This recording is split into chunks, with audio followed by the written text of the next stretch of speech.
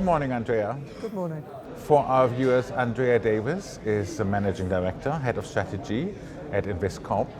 INVESTCORP is a multi-strategy asset manager with $50 billion AUM. Andrea, would you like to introduce yourself quickly? Thank you. Well, it's a pleasure to be here and thank you for inviting me. So, as you said, I'm a Managing Director at INVESTCORP.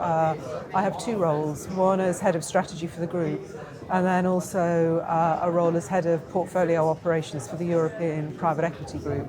So I think that gives me two perspectives on the industry, the macro, if you like, and the micro for the assets within the portfolios that we own. So Andrea, given the current fundraising climate, do you think there is room for GP consolidation? I think we mustn't ignore the market that we operate in, which has changed dramatically from the fast growth of the last few years. We only need to look around us today and see that it's a very vibrant industry with a lot of players. GPs are entrepreneurs as well as investors. So I think what we're seeing is a market where financing for GPs has changed, that can facilitate consolidation and exit.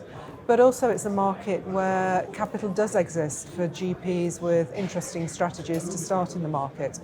So in any change, crisis, macro, you do see changes in the industry. So I think for sure we will see it.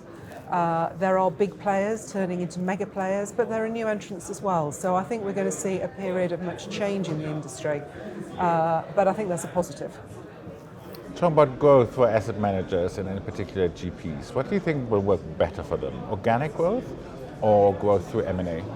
That's a great question. I think for us at INVESTCORP, we very deliberately looked at both. We have grown organically private equity operations in China and in Southeast Asia. We've acquired private equity operations in India. We've just acquired a scale addition to our credit platform in the US, which we acquired inorganically in 2017. So I think both strategies are applicable, but it's the same as in the assets we own.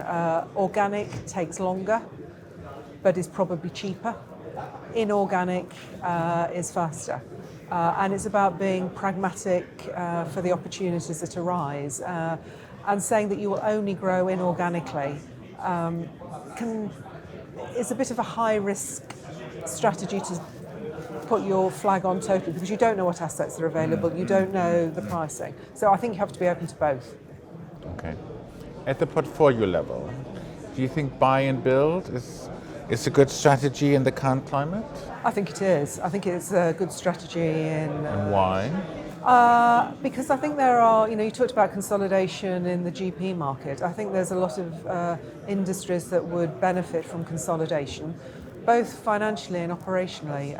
In the last few years, we started a buy and build in the German dental market because our research showed us that there was a lot of dentists who were retiring, and the new dentists that were qualifying didn't want necessarily the pressures of the entrepreneur lifestyle and preferred to work in a larger organisation. So we've been on a buy and build for that, bringing flexibility to the industry, as well as perhaps a more stable financial base. So I think it's definitely an interesting sector, geography and industry specific. Well, thank you for that example, which leads on to my next question. How is INVESTCORP handling the current climate? Any lessons you've already learned or any recommendations you can give? I think it's about three things. Firstly, to be ready for a number of scenarios. We were working with the assets that we own in Q4 last year to think about their budgets for this year. And some of the managers that that are in our assets, great managers, but have perhaps never worked through a recession and working through, or inflation, and working through with them how to put prices up in advance of it. So it's about planning for a number of scenarios and then also being agile and planning for agility, because recessions will end.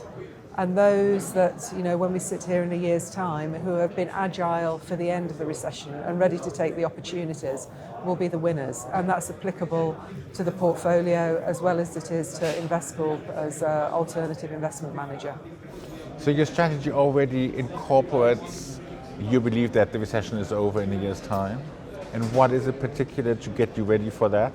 I think it's about building in agility. So use the time now, as well as managing the day-to-day, but to carve time out to think about what we will be doing as an alternative investor, or what our businesses will be doing in, whether it's 6 months or a year. It will end, and it will be at different times in different market sectors and in different geographies. So I think it's about being ready as we see markets opening up, making sure there's enough resources, people, cash, and mindset to be, to pivot into that growth position that will come again. That's good to hear. Lots of optimism here, and thank you for that. It was very insightful. Thank you, Andrea. Thank you.